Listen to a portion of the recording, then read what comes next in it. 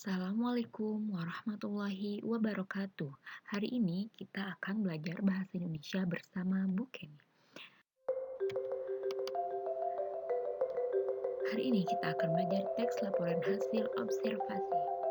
Pun kompetensi dasar yang akan dipelajari pada kali ini yaitu akan menampilkan dua kompetensi dasar. Yang pertama adalah kurikulum nasional dan kurikulum khas Darut Tauhid. Yang pertama, kurikulum nasional yaitu 3.1 memahami laporan hasil observasi berkaitan dengan bidang pekerjaan yang dipresentasikan dengan lisan dan tulis. 4.1 menyajikan isi teks intisari laporan hasil observasi berkaitan dengan bidang pekerjaan berdasarkan interpretasi baik secara lisan maupun tulis. Kompetensi dasar kurikulum khas Darut Tauhid. 3.9 mengetahui dan menerapkan ciri dari sifat tabligh melalui konsep seni berkomunikasi benar, akurat, lengkap. 4.9 menyampaikan informasi dengan konsep seni berkomunikasi benar, akurat, lengkap. Baik, tujuan pembelajaran pada hari ini yaitu yang pertama, melalui literasi materi PDF, PPT, dan video pembelajaran, peserta didik dapat memahami teks laporan hasil observasi dengan baik dan benar. Yang kedua, melalui literasi materi PDF, PPT, video pembelajaran, peserta didik dapat mengidentifikasi isi teks laporan hasil observasi dengan cermat dan benar. Kemudian, melalui literasi materi PDF, PPT, dan video pembelajaran, peserta didik dapat menyusun ringkasan isi pokok teks laporan hasil observasi dengan baik dan benar. Melalui literasi materi PDF, PPT, dan video pembelajaran, peserta didik dapat menyimpulkan fungsi laporan hasil observasi dengan penuh tanggung jawab dan benar. Melalui literasi materi PDF, PPT, dan video pembelajaran, peserta didik dapat menyajikan isi teks laporan hasil observasi dengan memperhatikan isi dan kebahasaan secara lisan dan tulis dengan penuh. Baik, langsung saja kita masuk dalam pembelajaran teks laporan hasil observasi. Yang pertama, apa itu teks laporan hasil observasi? Ya, pengertian dari teks laporan hasil observasi itu sendiri merupakan teks yang mengemukakan fakta-fakta yang diperoleh melalui pengamatan. Ya, tentu saja karena di sini berbicara observasi. Observasi tentunya tidak akan lepas dari namanya pengamatan secara langsung di lapangan. Artinya, teks yang dihasilkannya pun bukan berdasarkan teks dari hayalan atau imajinasi. Karakteristik teks laporan hasil observasi. Yang pertama, tergolong ke dalam jenis teks faktual bukan hasil imajinasi. Tentu saja jelas artinya faktual di sini berdasarkan fakta-fakta yang didapatkan berdasarkan pengamatan di lapangan, bukan hasil imajinasi atau hayalan semata. Kemudian yang kedua, bersifat informatif. Bersifat informatif di sini tentunya teks laporan hasil observasi akan memberikan informasi yang akurat, terpercaya karena faktual. Kemudian yang ketiga, bersifat objektif. Objektif di sini artinya berdasarkan pandangan halayak, bukan pandangan subjektif, artinya bukan berdasarkan pendapat atau argumentasi seseorang, tapi di sini objektif berdasarkan hasil observasi, hasil penelitian, dan lain sebagainya. Kemudian ditulis berdasarkan fakta yang ditemukan pada saat pengamatan.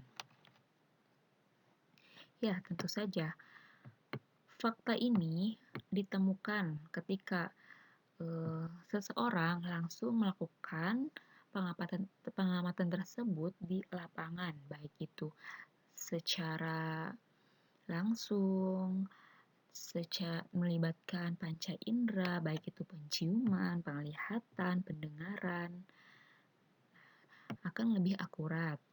Kemudian, tidak mengandung hal-hal yang bersifat menyimpang, dugaan-dugaan yang tidak tepat, atau pemihakan terhadap sesuatu.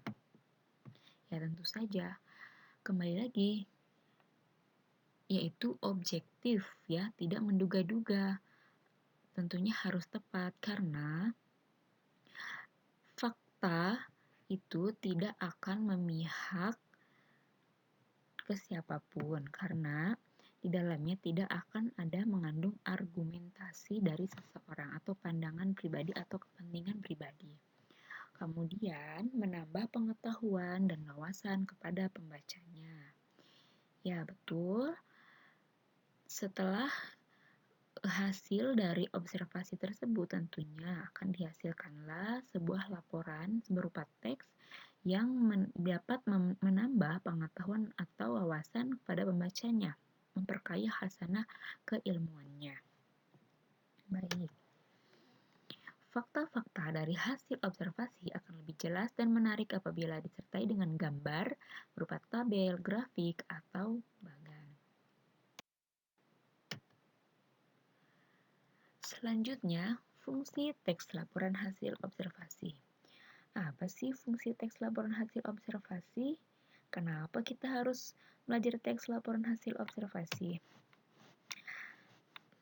Teks tersebut bertujuan untuk memaparkan informasi atau fakta-fakta mengenai suatu objek seperti keadaan alam, perilaku sosial, kondisi budaya, benda, dan lain-lain. Jadi di sini bisa dicontohkan bahwa fakta-fakta atau informasi-informasi tersebut dapat bersumber dari suatu objek, baik itu keadaan alam, misal kejadian banjir, longsor, bagaimana terjadinya, bagaimana keadaan ketika sudah terjadi banjir, longsor, berdasarkan hasil pengamatan, perilaku sosial, kondisi budaya, benda, dan lain-lain. Cara pengumpulan faktanya dapat dilakukan dengan pengamatan biasa, wawancara, penelitian lapangan, dan laboratorium secara intensif. Wujud teksnya dapat berupa artikel, makalah, ataupun laporan penelitian. Artinya, wujud teks ini adalah hasil dari teks laporan hasil observasi yang telah dibuat.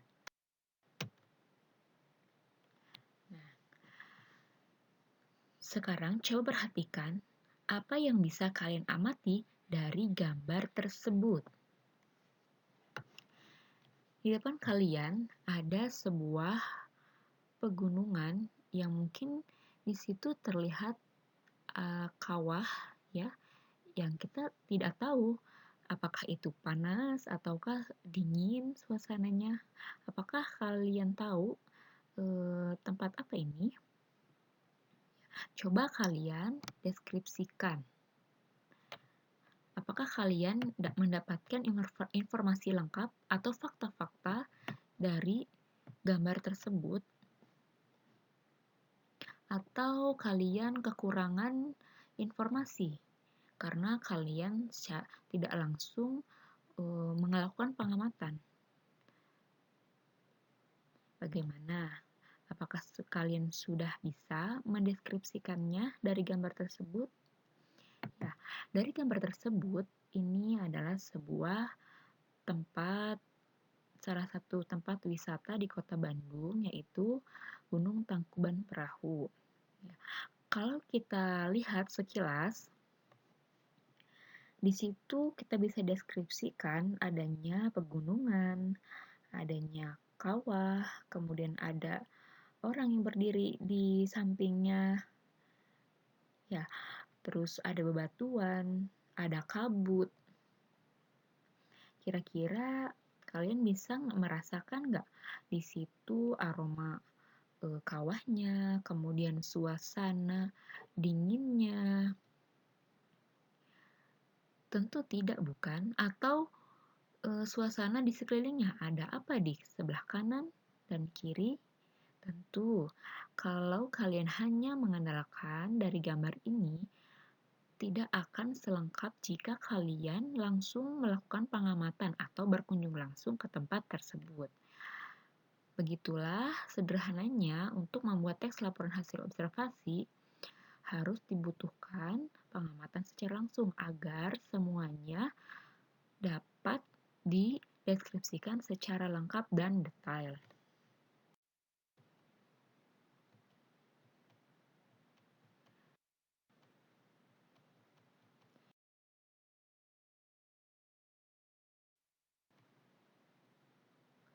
Pernyataan umum atau klasifikasi itu menjelaskan objek yang diobservasi baik itu tentang karakteristik, keberadaan, kebiasaan, atau pengelompokan. Nah, biasanya bagian ini pernyataan umum itu dia menyebutkan apa yang akan secara umum apa yang akan diobservasi. Baik itu dari karakteristiknya, keberadaannya, kebiasaannya, pengelompokannya secara umum, belum secara rinci untuk dideskripsikan. Kita lihat contohnya ya. Nah, ini contohnya sebagai pembuka dari teks laporan hasil observasi. Makhluk di muka bumi ini dapat dikelompokkan atas persamaan dan perbedaannya, baik itu berdasarkan kehidupannya, kebiasaan, dan karakteristik umum lainnya. Apa yang dibahas di sini yaitu penulis akan membahas tentang makhluk di muka bumi ini secara dikelompokkan, ya baik itu persamaan dan perbedaannya. Nah, deskripsi bagian atau menjelaskan aspek-aspek tertentu dari objek yang diobservasi. Kita lihat contohnya. Ini paragraf lanjutan dari paragraf sebelumnya ya. Semua makhluk dunia ini dapat diklasifikasikan menjadi dua kelompok, yaitu benda hidup dan benda mati. Yang pertama sering disebut makhluk hidup dan yang kedua disebut benda mati. Benda hidup mempunyai ciri-ciri umum seperti bergerak, bernafas, tumbuh, dan mempunyai keturunan. Benda hidup juga membutuhkan makanan. Benda mati dibedakan dari benda-benda hidup karena benda mati tidak mempunyai ciri-ciri umum tersebut. Kera, tumbuh-tumbuhan, ikan, bunga adalah contoh benda hidup, sementara itu kaca, air, plastik, baja, dan oksigen adalah contoh benda mati. Kalian bisa lihat di sini perbedaan dari pernyataan umum dan deskripsi bagian. Di sini deskripsi bagian sangat jelas, di situ sudah ditampilkan rincian-rincian atau dideskripsikan secara detail ya. Seperti itu. Kemudian deskripsi manfaat menjelaskan kegunaan dari paparan tema yang dinyatakan sebelumnya. Contoh, dengan adanya pengelompokan tersebut, kita menjadi mudah dalam mempelajari makhluk-makhluk itu, termasuk dalam memanfaatkannya. Gimana? Sudah paham belum? Kita lanjut untuk menyusun ringkasan isi teks laporan hasil observasi. Sebuah ringkasan pada dasarnya merupakan rangkaian pokok-pokok pikiran yang dirangkai menjadi satu dengan tetap memperhatikan urutan isi bagian demi bagian dan sudut pandang. Pendapat pengarang tetap diperhatikan dan dipertahankan. Untuk menyusun sebuah ringkasan, hal yang pertama yang kalian harus lakukan adalah membaca pemahaman isi teks. Kemudian menemukan pokok-pokok isi informasi di dalamnya. Kalian masih ingat, untuk menemukan pokok-pokok isi sebuah teks dapat ditemukan dengan menemukan kalimat utamanya. Bukan kalimat pertama, tapi kalimat utama. Apa sih yang menjadi pokok atau gagasan pokok dalam sebuah paragraf tersebut? Kalian selalu ingat bahwa dalam setiap satu paragraf itu terdapat hanya satu gagasan pokok. Nah, itulah yang dapat disebut sebagai pokok isi.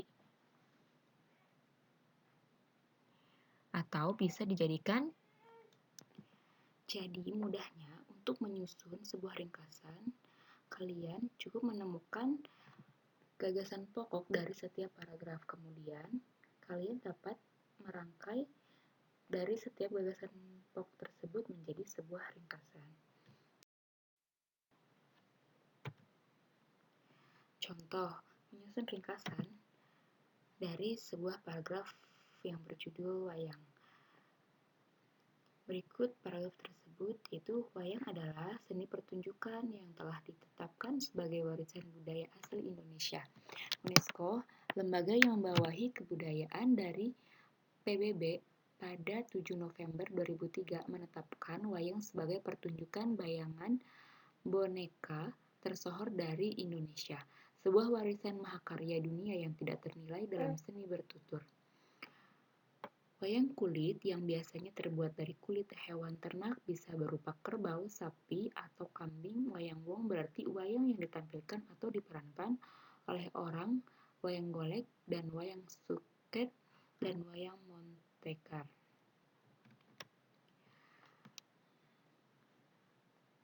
Gagasan pokok dari paragraf di atas yaitu wayang adalah seni pertunjukan yang telah ditetapkan sebagai warisan budaya asli Indonesia.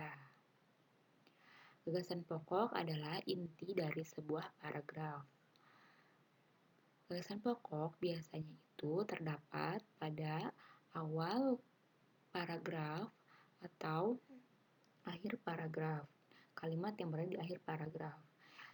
Jika kalian menemukan gagasan pokok di awal paragraf, berarti gagasan pokok tersebut akan termasuk deduktif.